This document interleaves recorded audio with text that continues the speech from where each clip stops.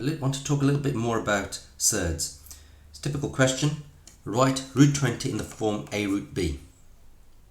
So I need to find the value of a and I need to find the value of b. Now they could have asked write root 20 in the form x root y. So they could have chosen any letters. That's not important. It's just finding the values of those letters. Now when I've got a question like this, I have to think about square numbers first. So I'm going to write down a few square numbers. You won't need to write this down, but if it helps, then that's fine. So my square numbers are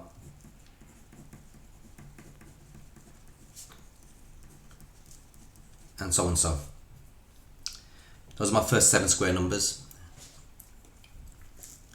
If I need any more, I'll write those down. So now, root 20.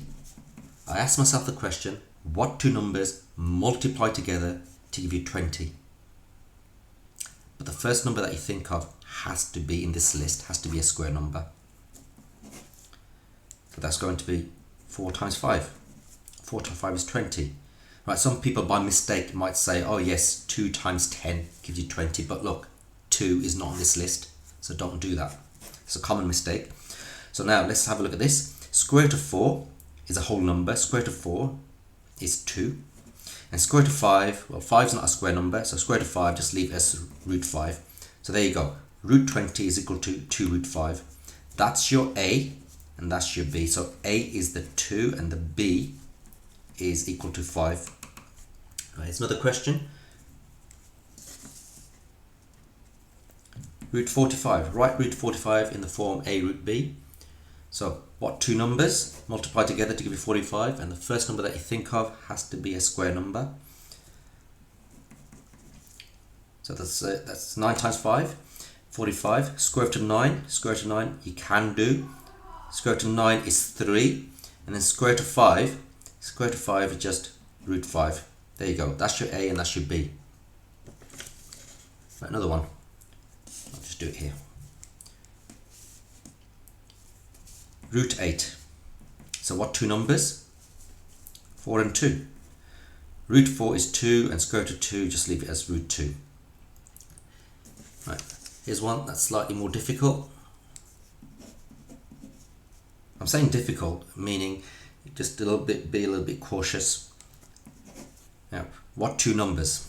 Now, a lot of people might say, oh well, 9 times 8 gives you 72. So square root of 9 is 3 and square root of 8 is root 8. But then if you check the calculator,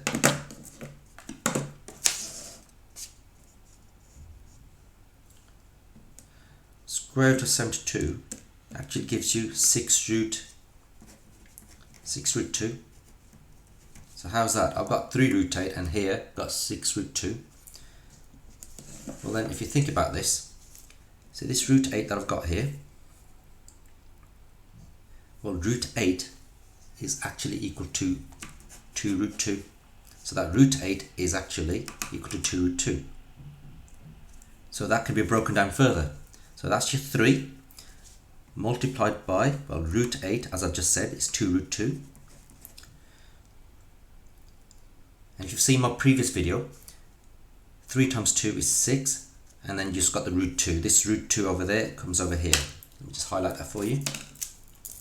So that root 2 is here, and that 3 times 2 is 6. So that's what I had on the calculator. So what you should have done is this. So remember earlier on in the video I would have said what two numbers multiply together to give you 72, but the first number that you think of has to be a square number, the biggest square number. So if you do that again, what two numbers multiply together to give you 72, but the first number has to be the biggest square number you can think of. Well, we do have 36 on the list of square numbers. So it's 36 times 2.